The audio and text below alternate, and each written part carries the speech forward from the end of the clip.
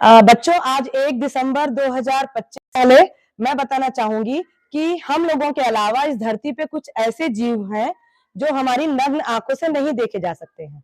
तो उन जीवों को देखने के लिए हमें एक उपकरण की जरूरत हुई, जिसकी सहायता से हम उन्हें देख सकते हैं।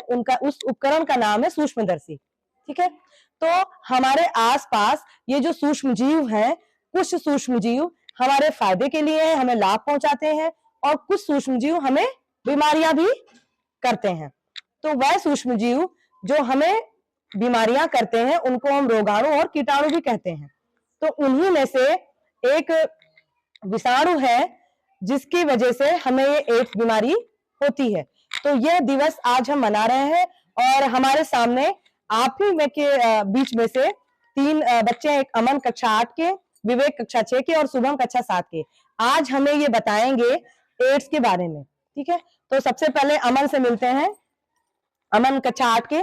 अमन, ये बताइए कि एड्स है क्या? एड्स एक विषाणु।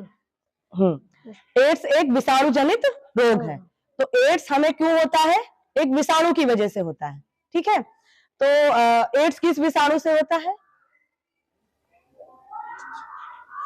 रोगाणु। हाँ, तो उस विषाणु का नाम क्या है? HIV। क्या नाम है? HIV। एड्स एड्स बीमारी जिस विषाणु के द्वारा हमारे शरीर में फैलती है उसको हम क्या बोलते हैं? HIV। HIV का पूरा नाम ह्यूमन इम्यूनो डिफिशियंसी वायरस। ठीक है, HIV का पूरा नाम है ह्यूमन इम्यूनो डिफिशियंसी वायरस। इस विषाणु के द्वारा ही एड्स बीमारी फैलती है। ठीक है, अब ये बताओ कि आज हम 1 दिसंबर को क्या मना रहे हैं? हाँ, आज हम 1 दिसंबर को विश्व एड्स दिवस मना रहे हैं। अब आप बताइए कि हम विश्व एड्स दिवस क्यों मनाते हैं? एड्स लाइलाज बीमारी होने के कारण बचाव हो तो लोगों को जागरूक करने के लिए मनाते हैं। हम 1 दिसंबर विश्व एड्स दिवस के रूप में इसलिए मनाते हैं क्योंकि एड्स एक लाइलाज बीमारी है। ये ऐसी बीमारी है जिसका कोई भी उपचार संभव नहीं है, पूर्णतः संभव नहीं है। ठीक है, तो इसीलिए लोगों को एड्स के बारे में जागरूकता हो, एड्स की बीमारी क्यों होती है, किन वजहों से होती है, उनके लक्षण क्या होते हैं, कैसे एक व्यक्ति से दूसरे व्यक्ति में पहुंचता है, इन सब के बारे में लोगों को जागरूकता हो, इसलिए हम विश्व एड्स दिवस मनाते हैं।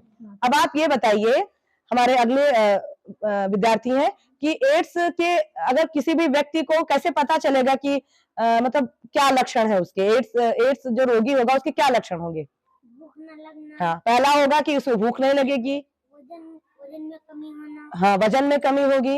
बुखार पड़ना। हाँ, बुखार आता है बार बार। हाँ, त्वचा पर ददोरा। हाँ, त्वचा पर हमारी खाल है उस पर ददोरे पड़ जाते हैं। हाँ, थकावट होती है। हाँ, की कमी। और हमारे शरीर में जो हमारे फाइटिंग सेल्स हैं, कोशिकाएं हैं, WBC, वो लगातार उनकी लड़ने की क्षमता खत्म हो जाती है। हमारे शरीर की रोग प्रतिरोधक क्षमता इतनी खत्म हो जाती है कि हमारा शरीर कई बीमारियों से ग्रसित हो जाता है। अब सबसे पहले मैं ये बताऊंगी आपको कि एड्स फैलता कैसे है।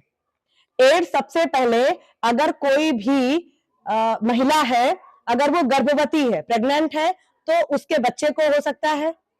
अगर वह प्रसव के दौरान, मतलब जब उसका बच्चा पैदा हो रहा है उस दौरान उसके बच्चे को एड्स हो सकता है।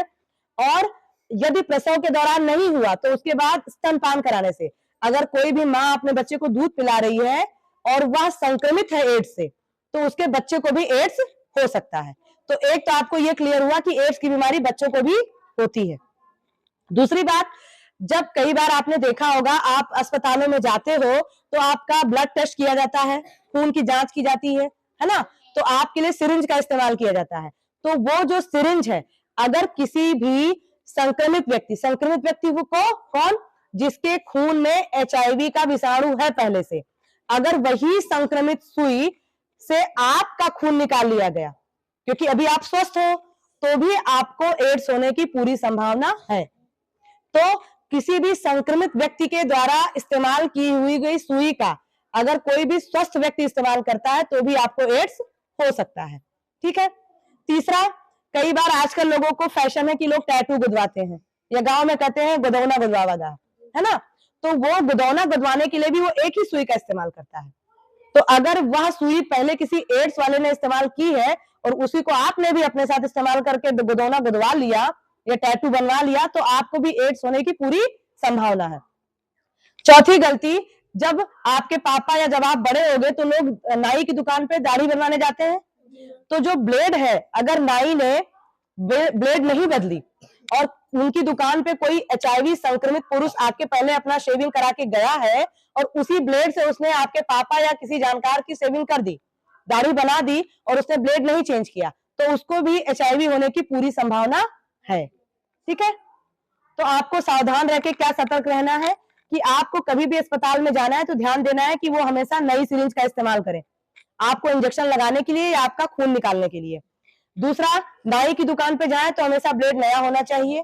ठीक है। तीसरा, कोई भी गर्भवती महिला है तो उसको HIV की जांच होती है, गर्भावस्था के शुरू दिनों में HIV की जांच होती है। उस जांच का नाम है एलिजा टेस्ट। एलाइजा टेस्ट, एलाइजा परीक्षण से पता चल जाता है कि कोई भी महिला या पुरुष HIV पॉजिटिव है कि नहीं है। अगर वो HIV पॉजिटिव होता है तो उसके शुरू के 10 सालों में ART, ठीक है, एक एंटीवायरल ट्रीटमेंट है जिसके देने के बाद वो सही हो सकता है। जब आपने HIV पॉजिटिव होने के बाद 20 सालों तक कोई इलाज नहीं कराया, तब आपका जो रोग है वो एड्स की कैटेगरी में पहुंच जाएगा। ठीक है। अब हमने आपको कारण भी बताया और बचाव भी बताया। ठीक है, तो आज के लिए इतना ही। बहुत बहुत धन्यवाद आप सभी का।